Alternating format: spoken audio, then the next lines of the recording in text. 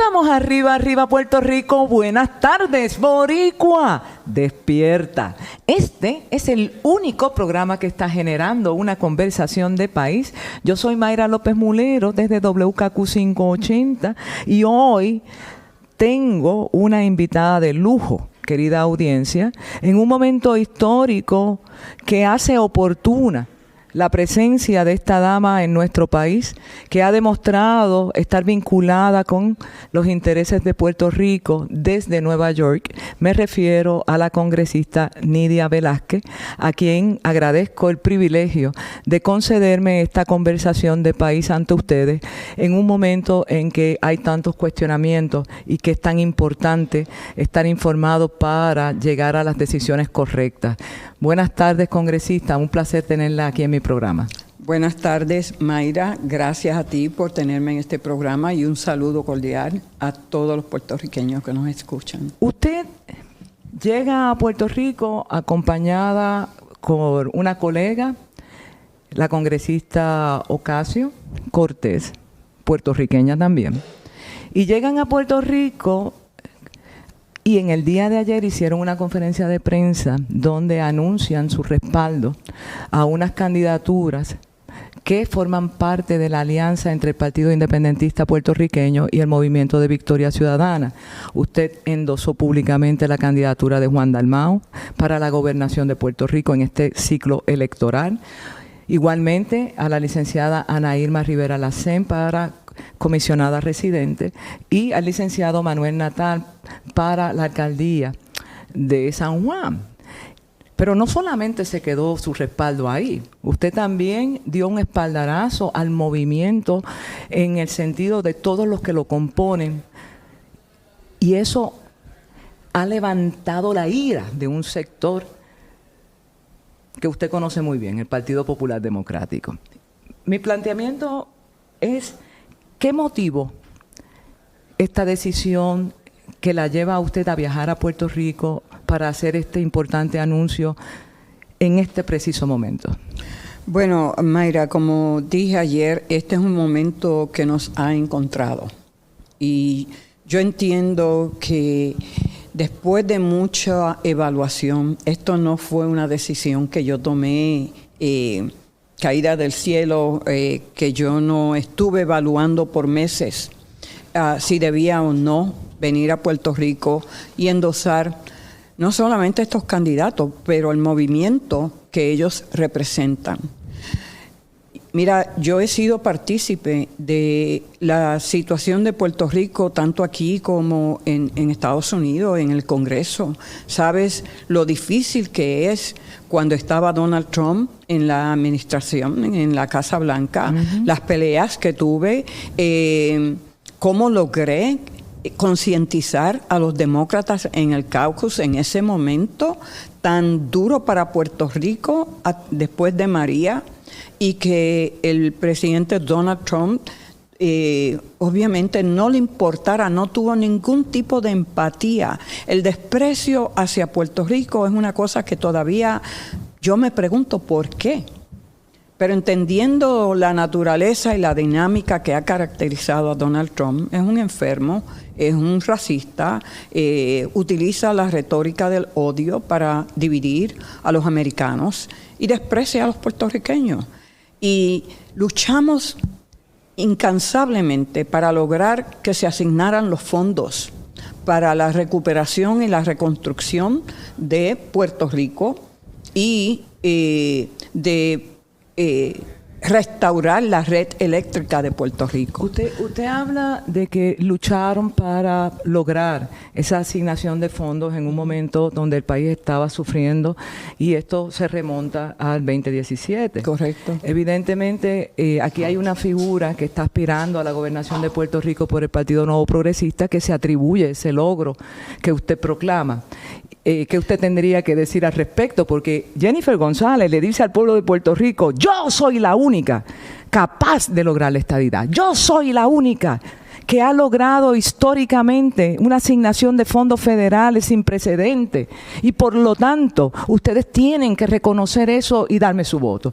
Mayra, dos cosas te voy a decir. El presidente era Donald Trump. y los demócratas estábamos en el poder en la Cámara.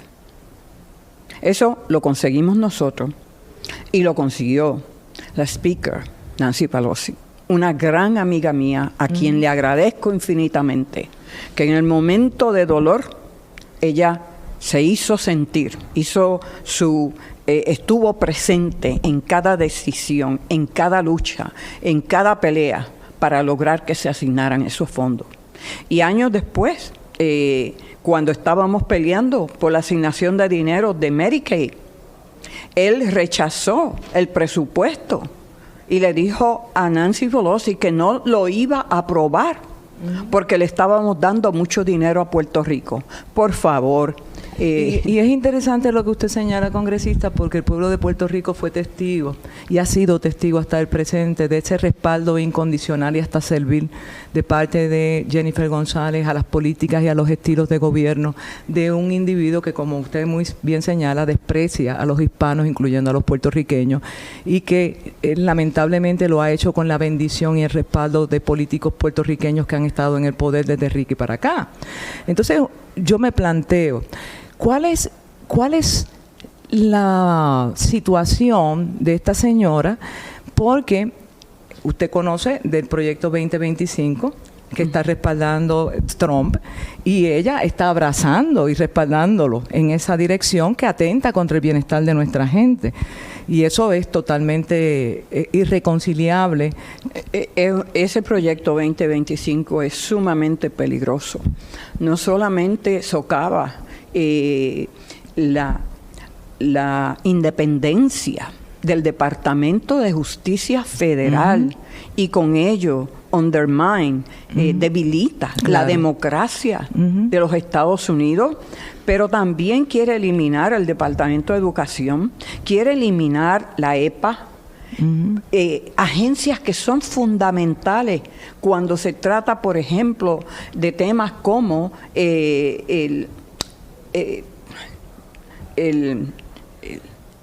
las condiciones climáticas, de acuerdo, ¿verdad? Que tanto impactan a Puerto Rico. Y por otro lado, proteger la salud de la gente tanto aquí como allá. La EPA juega un rol primordial, fundamental. Claro.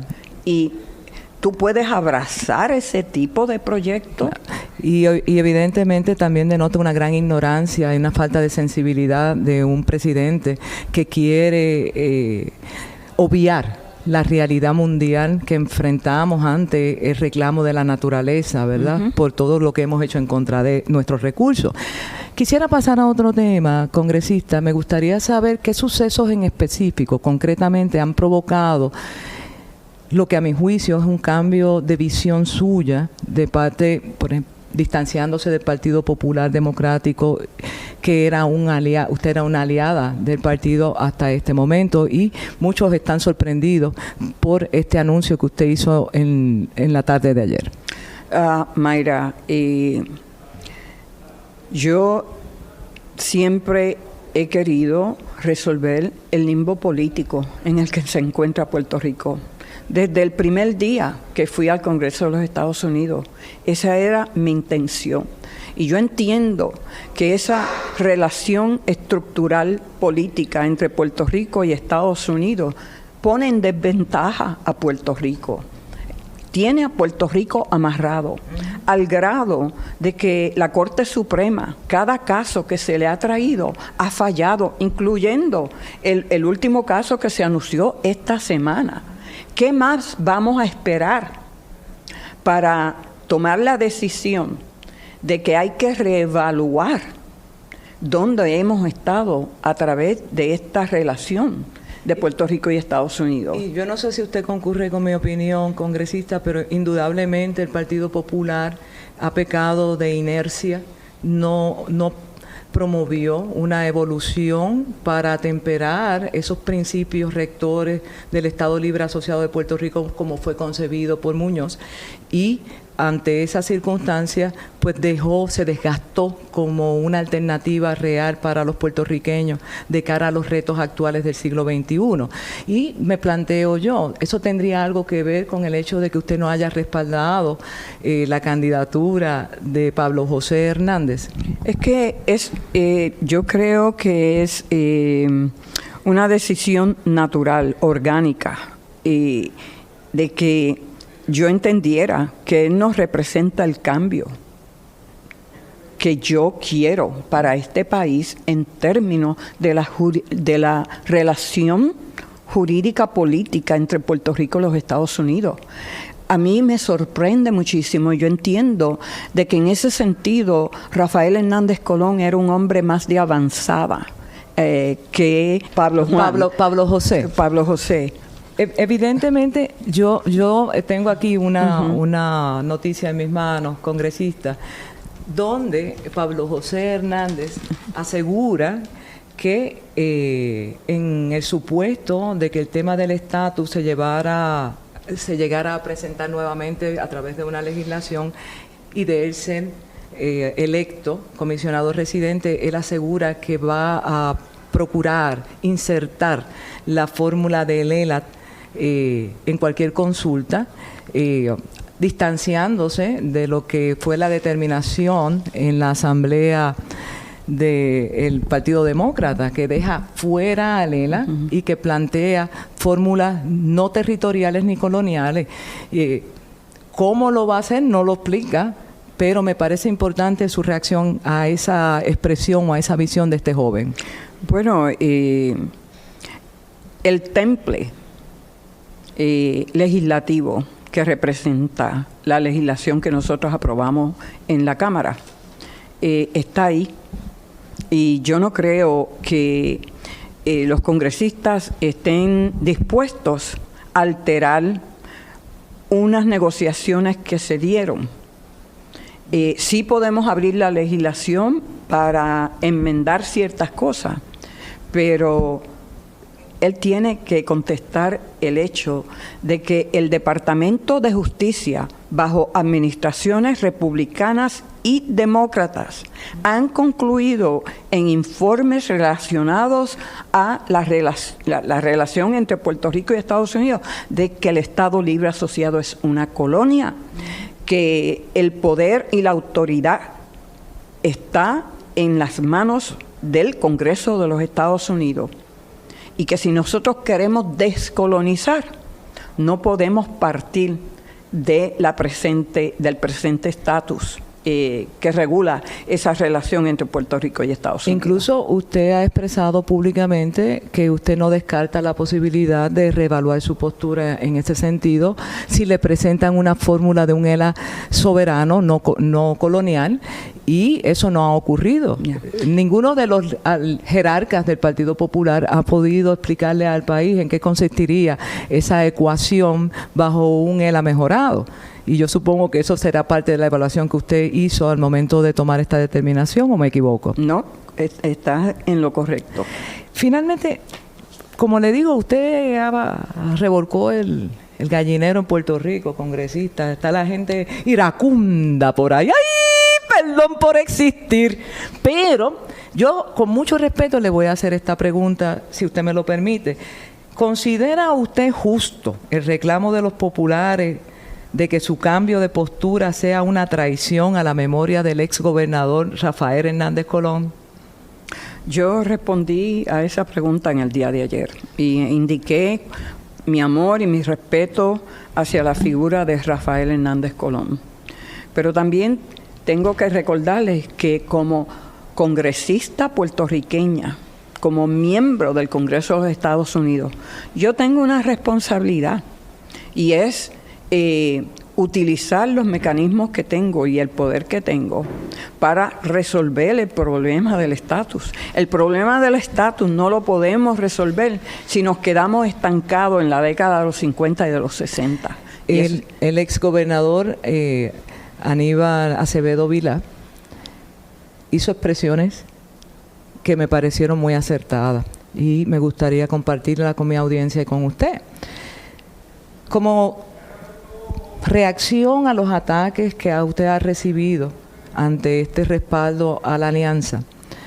Mucha gente ha expresado que usted se debe al Partido Popular porque en su origen recibió el respaldo del que fuera el hombre de Estado y el gobernador de ese momento, Hernández Colón.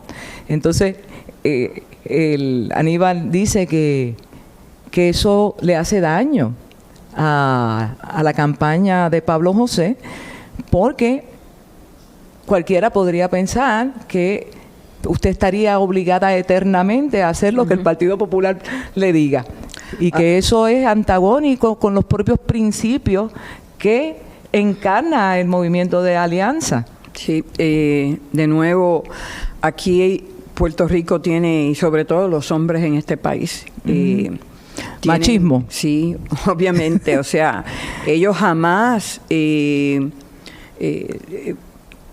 es que es inconcebible hacer una aseveración de esa naturaleza. Y yo creo que Rafael Hernández Colón abriría los ojos y diría que eso está totalmente fuera de lugar, que le falta el respeto y méritos a la ejecutoria y mi capacidad a través de 32 años. Mira, Mayra, yo confronté primarias multimillonarias y los derroté a todos.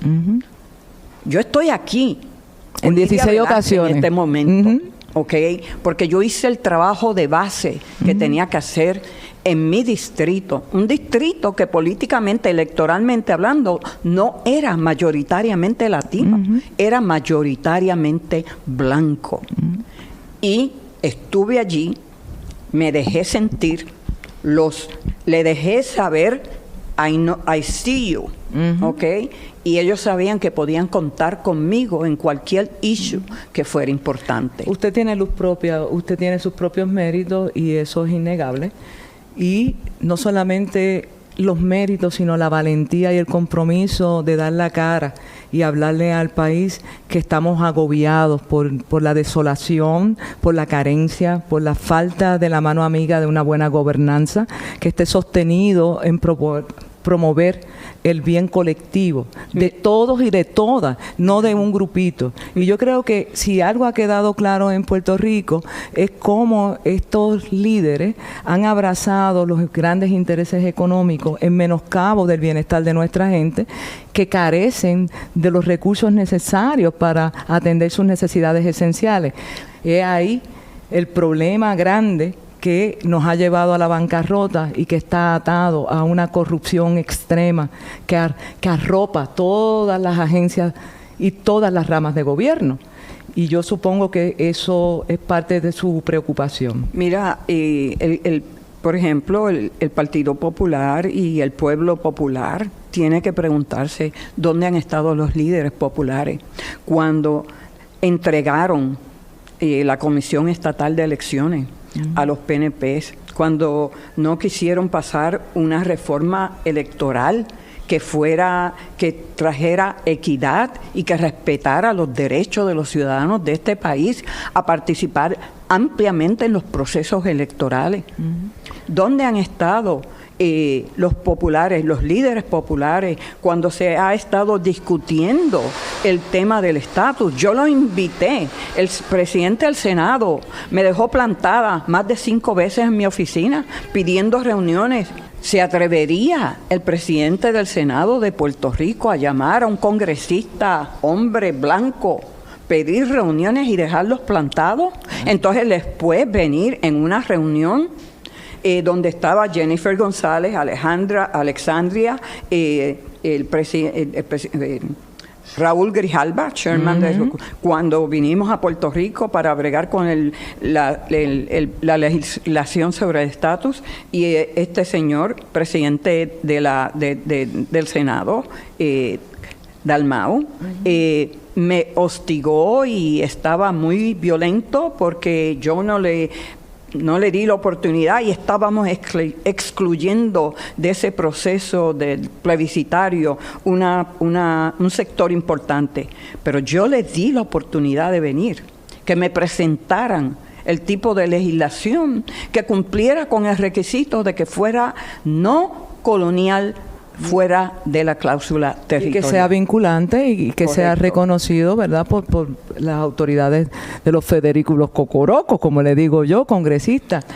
Usted ha hecho alusión a una situación que está en curso y que ha demostrado que el sistema electoral colapsó en Puerto Rico como secuela de la firma de una ley que hizo Wanda Vázquez en el 2020, a mitad del juego.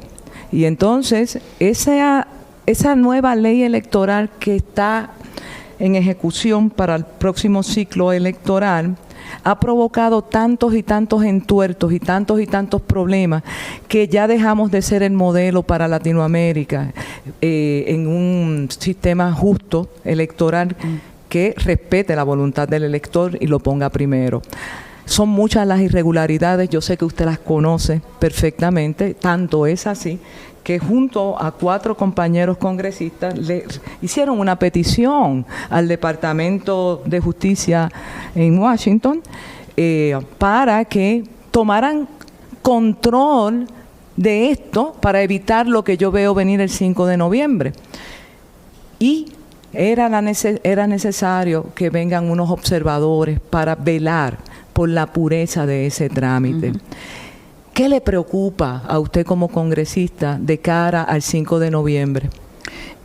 Darle paz y seguridad, certeza a los votantes de que una vez ejerzan ese derecho, que ese voto va a ser contado, que va a haber transparencia en ese proceso, que todas las escuelas que tienen que estar abiertas y con los materiales necesarios, que cumplan con todos esos requisitos. Aquí tengo el documento que fue suscrito por su señoría y que indudablemente recoge situaciones muy terribles, donde tienes a un sistema electoral controlado por el partido que gobierna, que ha utilizado el aparato electoral para sacar ventaja. Y incluso se están estrenando nuevas formas para votar sin que se haya creado la infraestructura y se haya madurado el proceso para hacerlo de manera correcta.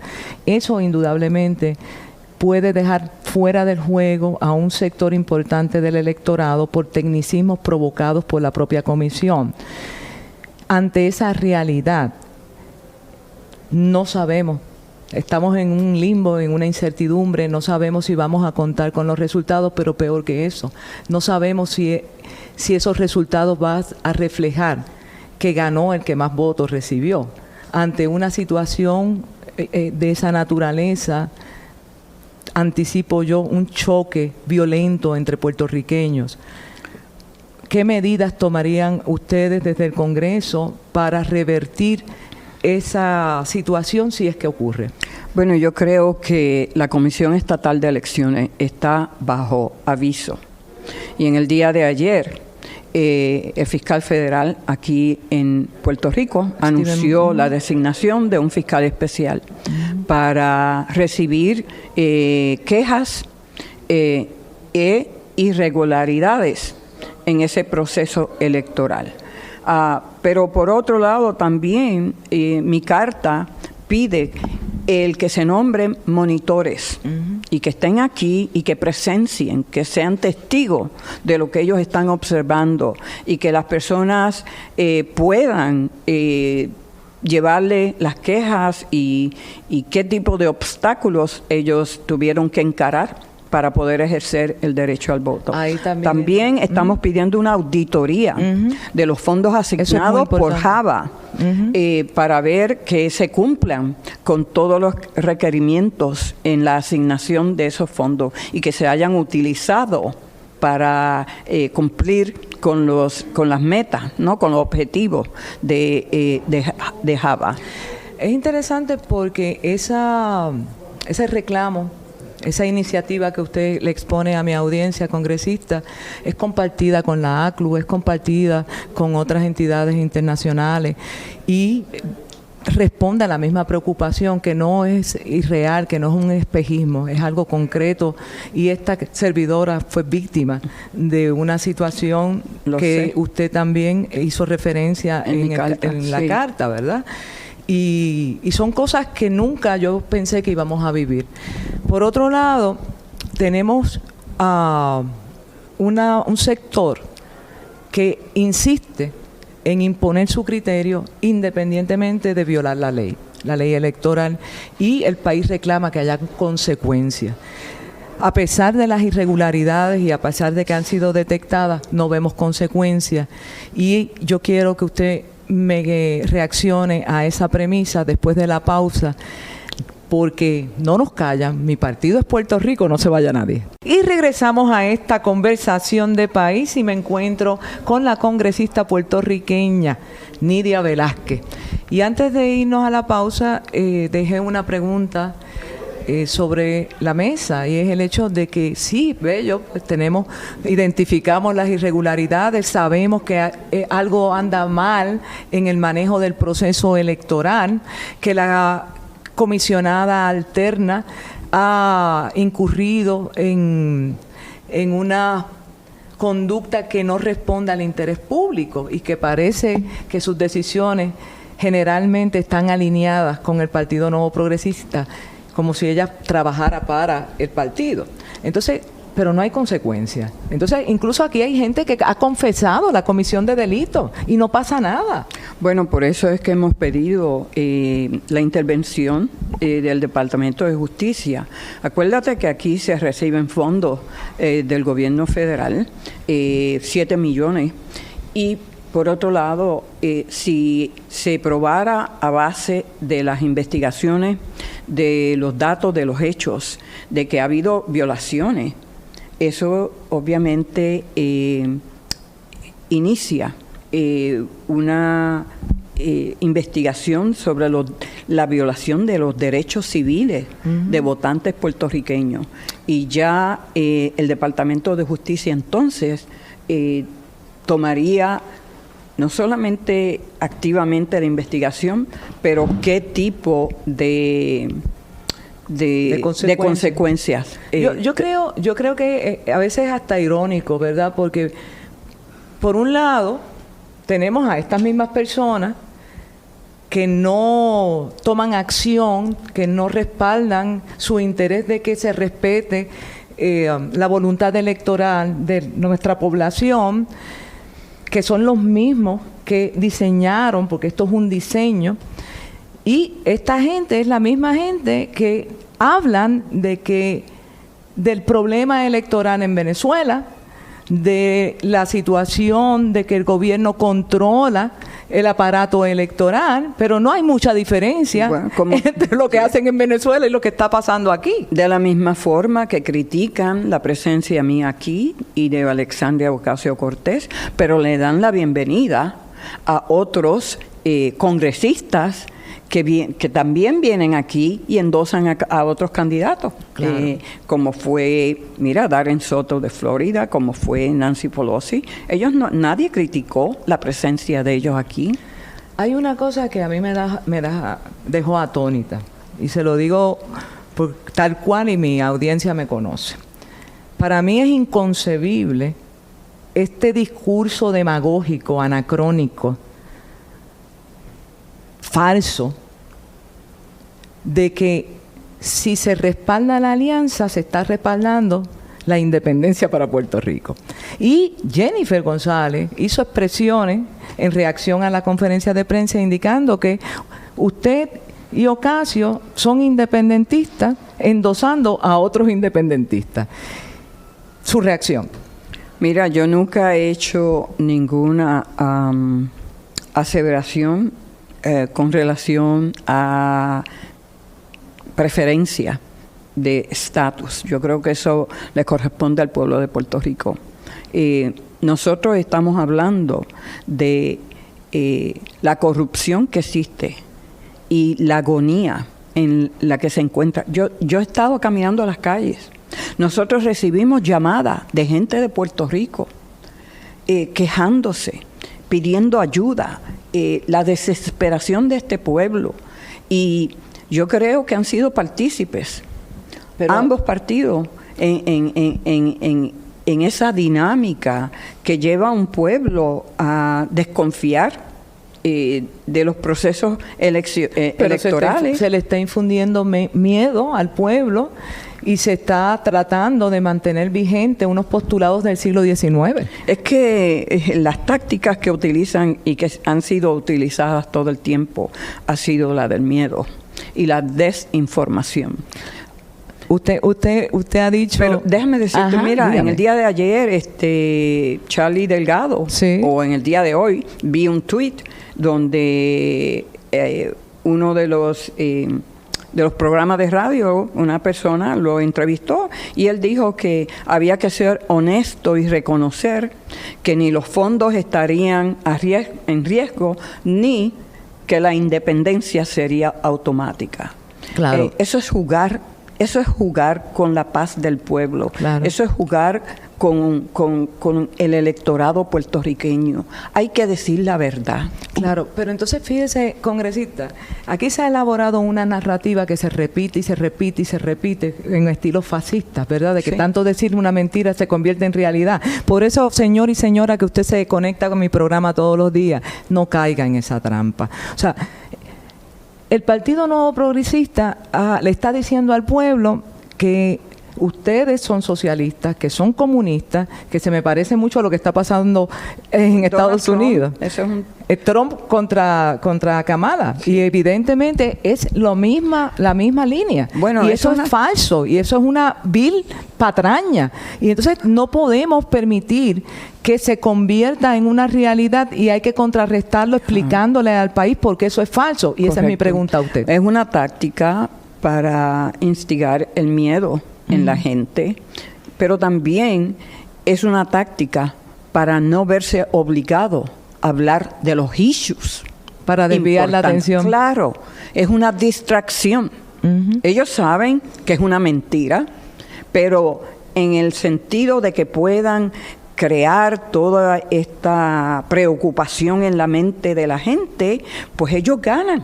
Ellos ganan. Nadie los cuestiona sobre, mira, ok, usted dice que Luma, pero ¿dónde estaba usted cuando se aprobó el que se iba a privatizar y traer a Luma? Ella era la speaker de la Cámara de Representantes aquí.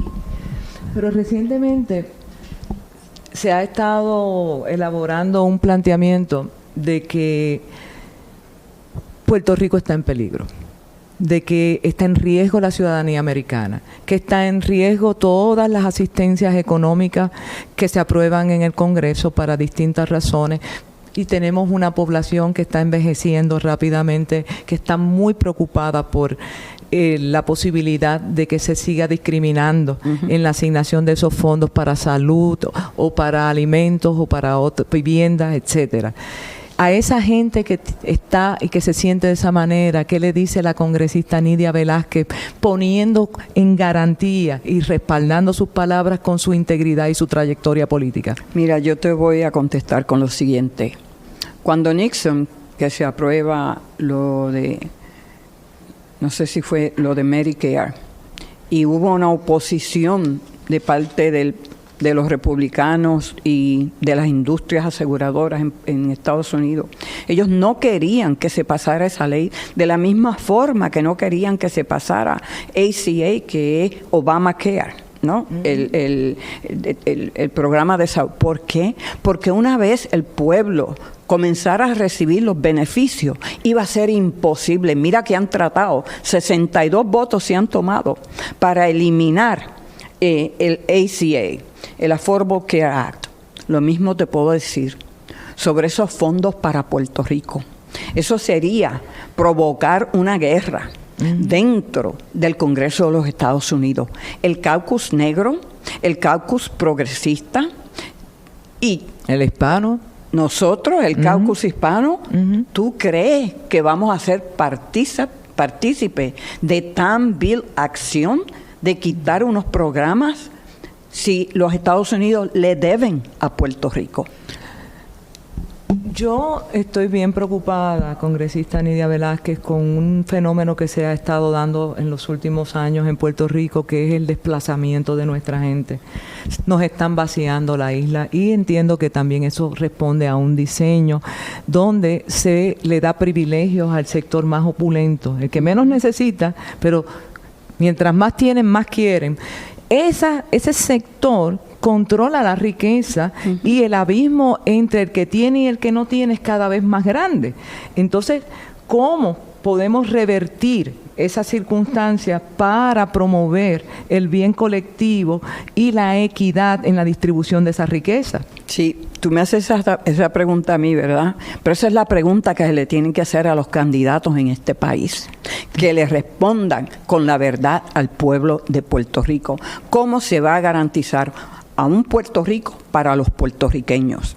¿Cómo vamos a tener lo que se dice en inglés, un level playing field, donde cada cual que trabaja duro, que juega por las reglas establecidas por el sistema, va a tener la oportunidad de progresar, y que se va a eliminar cualquier tipo de política pública que beneficie a un sector pequeño en contra de la población puertorriqueña de este país, como es la Ley 22 y la Ley 60. Y hay un sector que dicen que no podemos continuar elaborando conversaciones desde la lucha de clases. Pero que eso es bien fácil cuando tú tienes el sartén cogido por el mango y el mango también. Y recuerdo que en la Revolución Francesa había una ley que decía, pues, ni ricos ni pobres dormirán bajo los puentes. Y parece ser muy justo cuando tú lo escuchas, pero cuando tú vistes a un rico dormir bajo un puente. Correcto. Y yo creo que eso tiene mucho que ver con lo que estamos hablando, ¿verdad? La diáspora. ¿Qué relevancia tiene en esta discusión y en el futuro del país desde su óptica, que conoce también lo que le ocurre a los puertorriqueños que han sido desplazados a La Estados Unidos? diáspora son los cabilderos de Puerto Rico, sin pago. Explíqueme la eso. diáspora, y Power for Puerto Rico, por ejemplo, una de las organizaciones, tiene una agenda legislativa que donde se sientan con los congresistas en sus distritos para hablar sobre la desigualdad en Puerto Rico y cuál es el tipo de política pública que impacta a Puerto Rico, y que obviamente ellos piden mayor fiscalización e injerencia por parte de las agencias pertinentes, como sería el IRS, la agencia que tiene que ver, ¿verdad?, con los pagos de impuestos, y que como el Departamento de Hacienda de Puerto Rico. Esa es una labor que ellos hacen constantemente. Aquí en estos momentos, congresistas, se habla mucho se utiliza mucho la excusa de que es que ahí están los 7 jinetes del apocalipsis de la Junta de Control Fiscal que no permiten que se adelante legislación en beneficio de la población. Pero la realidad es que, por otro lado, no hemos tenido en nuestro gobierno defensores que puedan parársele de frente a la Junta de Control Fiscal y hacerlos entender que este país no está a la venta, que este país necesita salir de la quiebra, que este país se está muriendo por falta de recursos, porque los dineros para la reconstrucción del país y para todos restablecer los servicios esenciales no llegan, no se utilizan bien. Entonces, ¿cómo vamos a salir de ese abismo? ¿Cómo lo vamos a hacer desde su perspectiva? ¿Qué opina usted con relación a la Junta de Control Fiscal? Sí, yo lo dije ayer, la Junta tiene que irse. Pero porque yo lo diga, eso no va a ocurrir. Claro. Cuando tú tienes oficiales electos en Puerto Rico en posiciones de poder que han debido de haber fiscalizado las labores de la Junta, y sí, hacen declaraciones y dan una peleita, pero que al final del día tú no ves más acción. Y le pregunto yo a usted, Jennifer ha dicho que usted votó a favor de la ley promesa. Sí. Y trata de traer eso para implicar que usted es parte del problema con la creación de esa junta y la imposición de un gobierno no electo de manera dictatorial. Mira, Promesa le proveyó a Puerto Rico los mecanismos legales para poder reestructurar la deuda de una forma ordenada, de forma que Puerto Rico mantuviera los ingresos que venían al fisco sin que tuvieran que comenzar en day one, el primer día, a pagarle a todos estos buitres que le habían prestado dinero a Puerto Rico.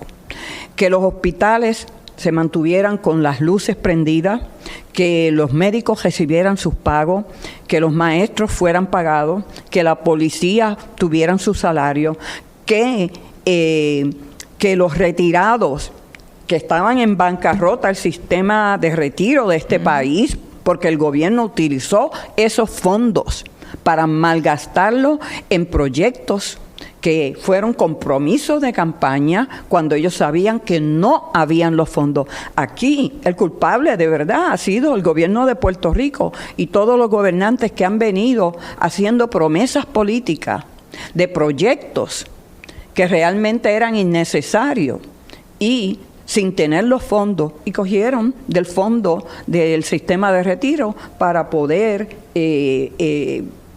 cumplir promesas de campaña. Ahora, el problema no fue la ley promesa, el problema fue la Junta y cómo nunca se ha fiscalizado la Junta.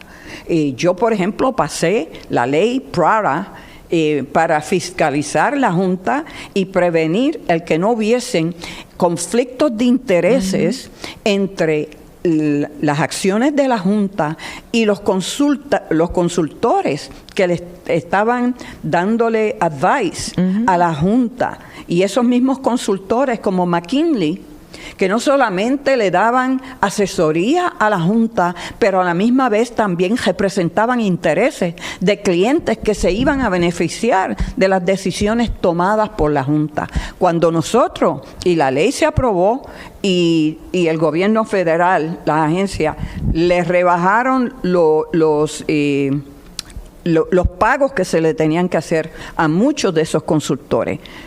Cuando el presidente el chairman del Comité de Recursos Naturales introdujo legislación para enmendar promesa. Ese fue Grijalva. Claro, tú tenías a la representante de Puerto Rico haciendo declaraciones de que no se podía hacer y que no se podía abrir de nuevo esta legislación. Y yo tenía legislación para que se definiera los servicios esenciales para proteger la Universidad de Puerto Rico y la economía de Puerto Rico y exigir de que además de convertirse en una agencia colectora para los adeudores, que se tenían que cumplir con uno de los requisitos de promesa, que era promover el desarrollo económico de Puerto Rico. En Puerto Rico se ha institucionalizado el inversionismo político y ese es uno de los males más terribles que nos está agobiando, porque la gente piensa nada más que en su bienestar y entonces están promoviendo discursos encubriendo que realmente lo que están defendiendo es su bolsillo. Y entonces, ¿cómo usted visualiza un país donde podamos liberarnos de ese flagelo del inversionismo político que nos ata las manos y que no permite que la mayoría de la gente puedan tener los recursos para atender sus necesidades esenciales?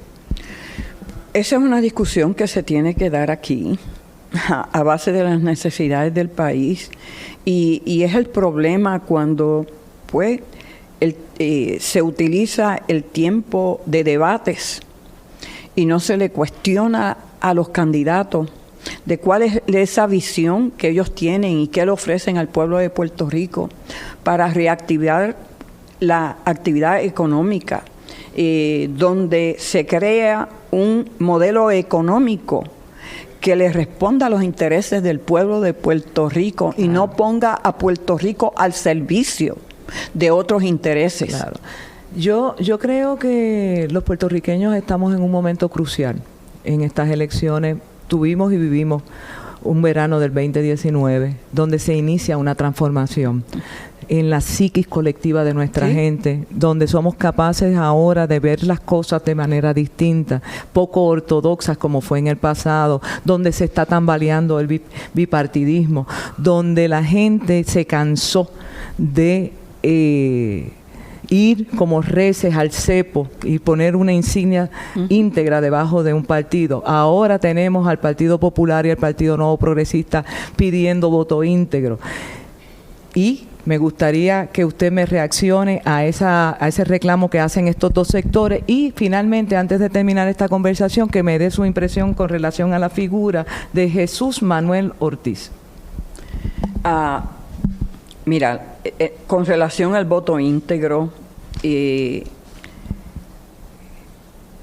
pueblo está cansado y agobiado. Y como tú muy bien mencionaste, el verano del 2019 marcó el inicio de una transformación política en Puerto Rico. Y eso lo estamos viendo.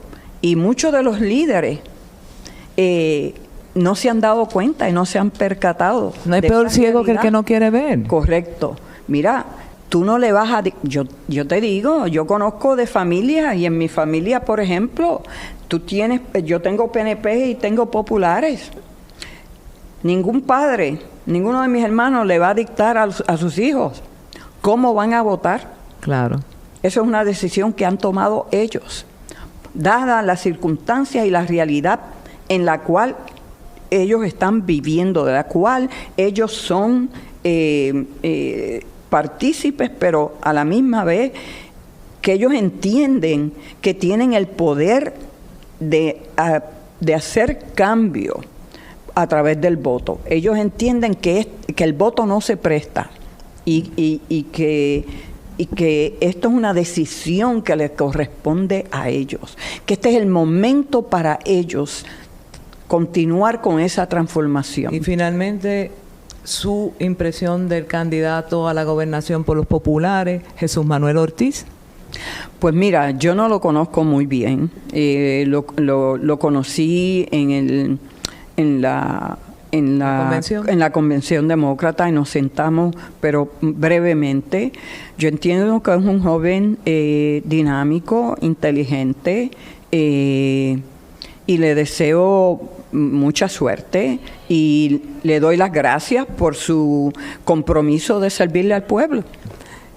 Finalmente, quiero agradecer esta conversación y pienso que lo más importante, me gustaría que fuera usted quien le expresara a mi audiencia qué deben hacer el 5 de noviembre ante esta encrucijada histórica en la que se encuentra el país. Bueno, yo les digo al pueblo de Puerto Rico que en noviembre 5 ustedes tienen la capacidad de traer el cambio que ustedes se merecen y que el destino de este pueblo está en sus manos, que el futuro de sus hijos, el futuro de la educación pública de este país, una educación de la cual yo fui partícipe, debe cambiar, de que hay que hacer las inversiones necesarias para que estos niños puedan realizarse, porque cada uno de ellos tienen el potencial de ser alguien si nosotros los cogemos de la mano y le garantizamos que van a tener todos los recursos necesarios para ellos progresar. Son ustedes, los padres, los que tienen la habilidad de garantizarle un futuro mejor a sus hijos y a sus familias. Congresista Nidia Velázquez, gracias. Gracias. Ha sido un honor hablar con usted y sobre todo a mi audiencia, juzgue usted, mi partido Puerto Rico llega a su conclusión. Buenas tardes. Buenas tardes, gracias. No nos callan, nos vemos mañana.